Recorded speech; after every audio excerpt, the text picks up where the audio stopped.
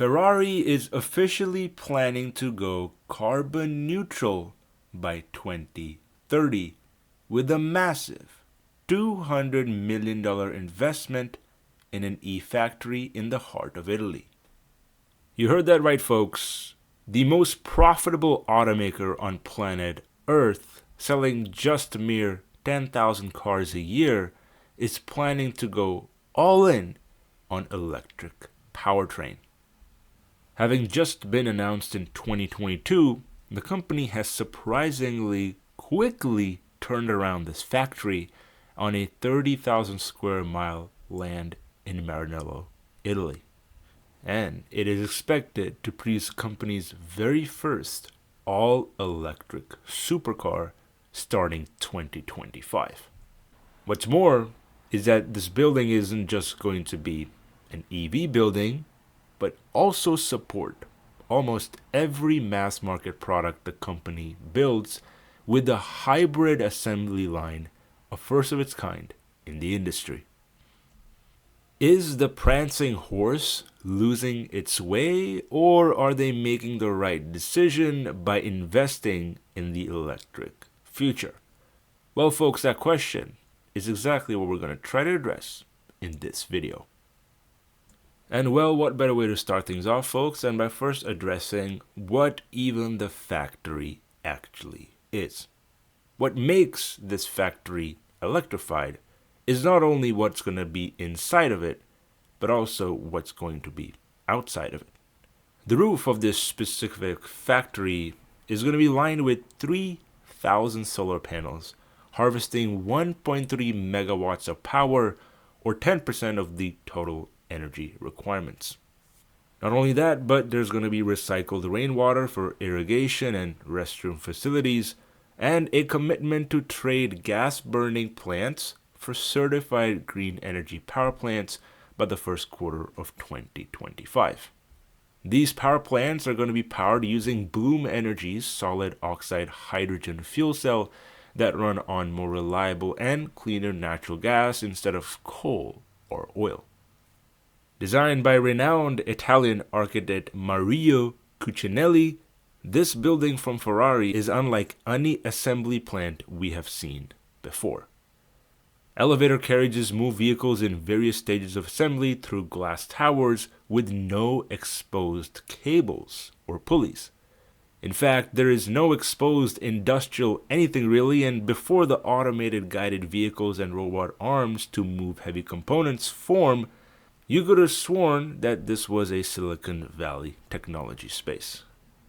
3D imaging is implemented with ultra-wideband radar technology to perform quality checks at each milestone in assembly, like marriage of the powertrain to the chassis or installation of the instrumentation panel.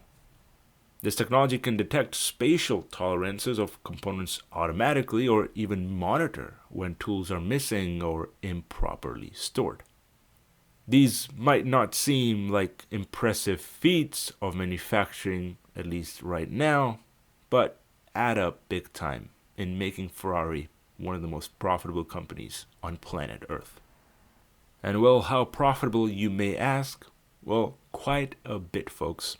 The stock itself is up over 400% over the past 6 years, and when it comes to profit per vehicle, the company is unbeaten, with an average profit per vehicle north of $126,000 versus $25,000 for its nearest competitor in Porsche.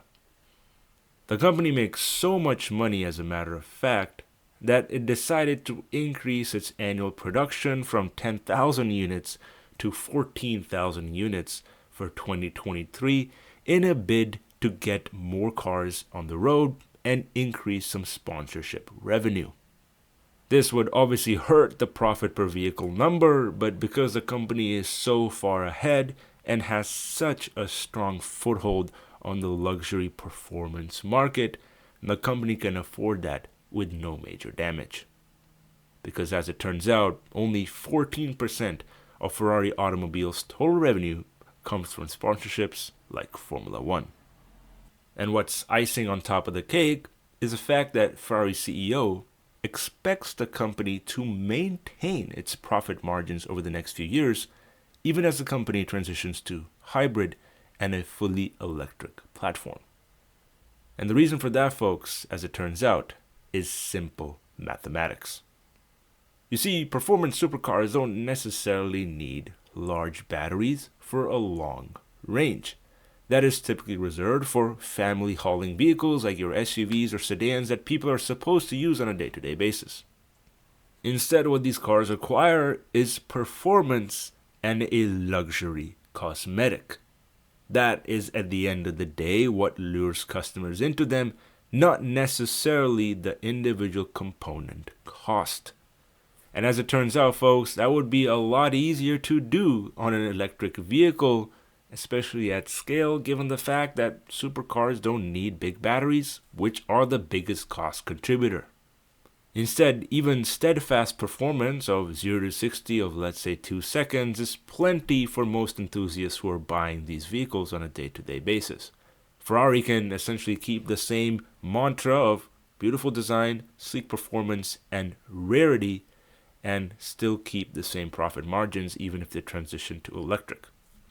There would still be buyers for the cars, and the brand image would still be the exact same, which is exactly why this e-factory from the company is such a smart investment decision.